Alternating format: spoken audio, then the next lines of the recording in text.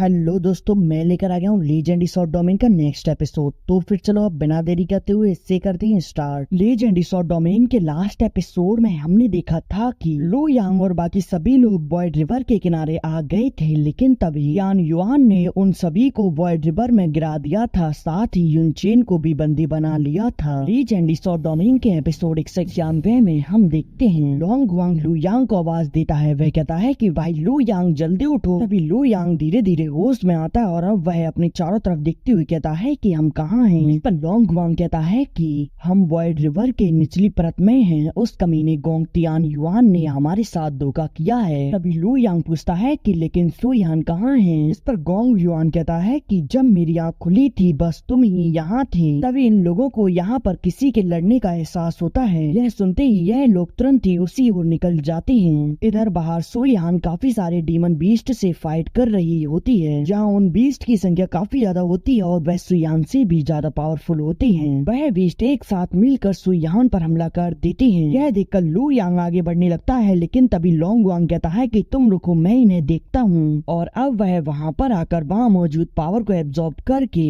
अपनी थंडर को रिलीज करता है। वह उन डीमन से कहता है कि चलो मैं तुम्हें अब रियल थंडर का स्वाद चखाता हूँ। और फिर वह यह कहकर उन पर अपने ड्रैगन से हमला कर देता है। एक भी थंडर बीस्ट उसके अटैक के सामने नहीं टिक पाता। यह देखकर लोंग वांग काफी खुश होता है। तभी लू यांग सुयान के पास आता है। वह उससे कहता है कि क्या तुम ठीक हो। यह सुनकर तो लोंग वांग को झटका लगता है। वह कहता है कि मैंने अभी अभी कितने सारे डीमन बीस्ट से फाइट की है, लेकिन तुम्हें तो मेरी कोई परवाह ही नहीं है। लेकिन तभी वह बीस्ट फिर से खड़े हो जाते हैं और फिर वह एक साथ मिलकर फिर से उन लोगों पर हमला कर देते हैं। लेकिन तभी उन बीस्ट पर हमला करके उन्हें पीछे कर देता है और अपने साथियों से कहता है कि चलो हमें जल्दी ही यहाँ से निकलना होगा। अब यह लोग उन डीमन बीस्ट से अपनी जान बचाते हुए भाग रहे होते हैं, लेकिन तभी वहाँ पर उन डीमन बीस्ट का कमांडर आ जाता है। वह वहाँ आते ही सुयान पर हमला कर देता है। सुयान अचानक से हुए हमले से काफी ज्यादा डर जाती है और अपनी आंखों को मींच लेती है। लेकिन तभी लू यांग उसके सामने आकर उस डीमन बीस्ट को पीछे कर देता है, लेकिन इस बार वह भी घायल हो जाता है। सुयान तुरंत आगे बढ़कर लू यांग को संभालती है। लू यांग उससे कहता है कि तुम चिंता मत करो, मैं ठीक हूँ, हम लोगों को बस जल्दी से यहाँ से निकलना होगा। और यह कहकर वह भागते हुए वहाँ लगे बैरियर के पास आ जाते हैं। यह देखकर लोंग वांग कहता है कि यहाँ पर तो यह पावरफुल बैरियर लगा हुआ है। पर लू यांग उन लोगों से कहता है कि तुम लोग रुको, मैं कुछ करता हूँ। और फिर वह अपने लेजेंडरी आर्मर को पहन लेता है। वह अपनी डार्क एट्रीब्यूट की स्वॉर्ड से उस बैरियर पर हमला कर देता है, जिससे कि वहाँ पर एक पोर्टल बन जाता है। लू यांग अपने लोगों से कहता है कि जल्दी इस पोर्टल के माध्यम से आगे बढ़ो। और फिर वह लोग उस बैरियर के दूसरी ओर आ जाते हैं, लेकिन वहाँ मौजूद वह थंडर बीस्ट उस बैरियर को पार नहीं कर पाते। लू यांग बार बार अपनी लेजेंडरी पावर का उपयोग करने की वजह से काफी ज्यादा कमजोर हो जाता है और नीचे गिर जाता है। सु यांग तुरंत ही लू यांग को संभालती है। तभी वहाँ पर एक काफी बड़ा थंडर बीस्ट आ जाता है। वह बीस्ट उन लोगों से कहता है कि तुम लोगों ने फॉरवन लैंड में आने की हिम्मत की है, सच में तुम लोगों के अंदर तो काफी ज्यादा हिम्मत है। लेकिन लोंग वांग तो अपनी स्वॉर्ड को कस कर पकड़ता है और फिर वह सीधे ही उस बीस्ट पर हमला करने के लिए आगे बढ़ जाता है, परंतु वह बीस्ट तो अपने सोनिक अटैक से ही लोंग वांग को पीछे कर देता है।